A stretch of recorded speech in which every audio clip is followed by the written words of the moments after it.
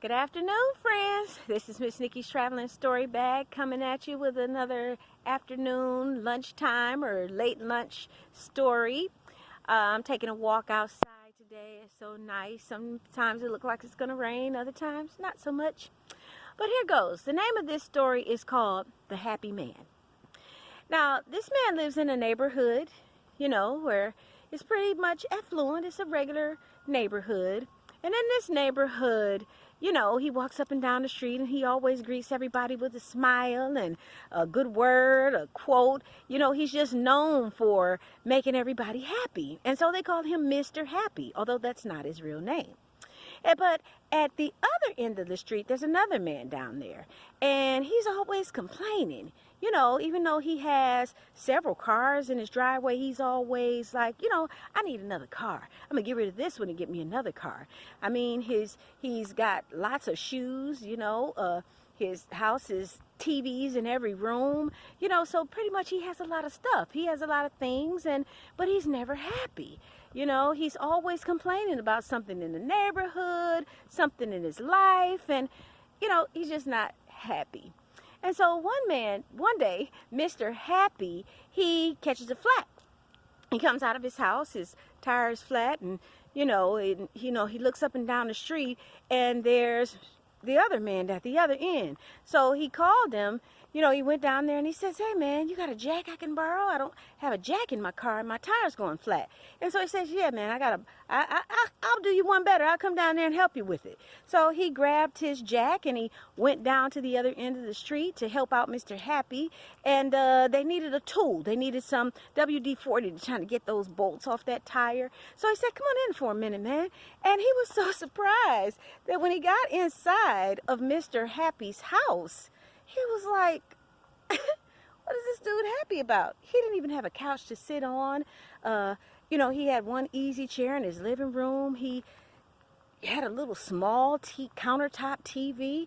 He didn't have a lot of things. And, he didn't have shoes. He had one pair of shoes that was on the rack and one of those was on his feet. And he said, "Hey, man, you want a cold drink?" So he opened up his refrigerator and he barely had any food in it. And the other guy was like thinking to himself, what is this dude so happy about? I mean, he's poor as rocks. And so they go outside and, they talk a little bit while they're changing that tire. And he said, "Man, why are you so happy? You ain't got nothing down here." He said, "I got everything I need." And he said, "Well, what is that?" He says, "Well, I got my health, got myself a nice home." He said, "I got myself a good car, but once I get this tire on, it's going to be even better." He said, "I'm surrounded by a bunch of neighbors in a neighborhood where people love me, and I love them back." He said, I don't have anything to be sad about." And so the other man, he thought about that, and he walked down the street, and he thought, this man has nothing, and he thinks he's got everything because he got good neighbors? He never thought about it. And he walked into his own house, and he had so much furniture, you could barely move around in the living room. And he had a TV in the living room and the dining room and the kitchen and in his bedroom, even out in his garage.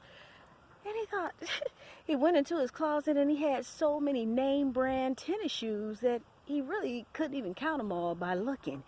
He had so many clothes that he had to take them out of one bedroom closet and put some into another bedroom closet. And he thought, do I really need all of this to be happy? He had 3 cars out in the driveway and he was never happy. So he decided, maybe I need to give some of this stuff away. Maybe I'll get a dude up the street one of these TVs so you can stop looking at that countertop. So he loaded up one of his flat screen wall unit TVs and he rode it up the street and knocked on his door. Hey, Mr. Happy, how you doing?" He said, "I'm great. How you doing, man?" He said, "I'm doing all right." He said, "I got something for you out in the car."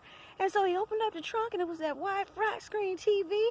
And he said, "Man, what's this for?" He said, "Because I got so many of them, man. I don't even look at all these TVs. And my house is so noisy because I always got the TVs going." He said, "Hey, man, thanks. I didn't really need one. I got a nice little countertop in there." He said, "Hey, man, this one's on me. Don't think anything of it." So they took it out and they took it into his house. And he went into his closet, looked at his floor. He had all kind of tennis shoes. He said, "If I got rid of 10 pairs of these shoes, I still have 10 more to wear." And that's what he did. He went on and he collected up 10 pairs of those shoes and he put those in his truck the next day.